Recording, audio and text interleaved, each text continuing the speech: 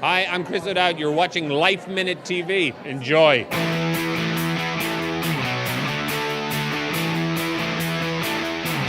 I play a guy called Duncan who's in a growingly unhappy relationship. He's obsessed with singer-songwriter from the 80s and 90s, a fictional character called Tucker Crowe, played by the beautiful Ethan Hawke. It's a movie based on a book by Nick Hornby.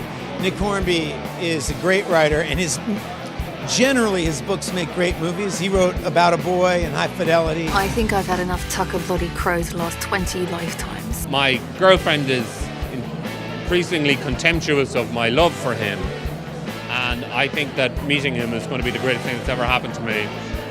And she ends up getting a little closer to him than I managed. I met someone on the internet. You're finally entering the modern age.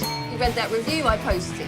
Tucker Crowe, as in Duncan's idol, Tucker Crowe. Yeah, it's really me. I just loved seeing that she was the protagonist of this. It was her story, and you don't really get to see that. It's like of a woman who's 40 who's like, I want to get out and I still want to have a shot at like getting the things I want. I was wondering if you'd be interested in me.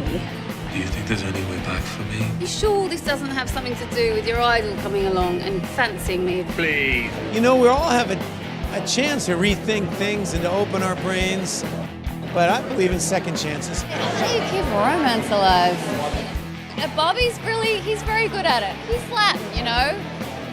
It comes naturally.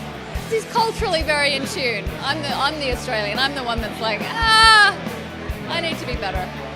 We'll have this movie I wrote and directed called Blaze that's coming out. We're opening in Texas this week, and then Nashville, and then New York and LA, and it's kind of my country western opera. Get Shorty, second season of that just started.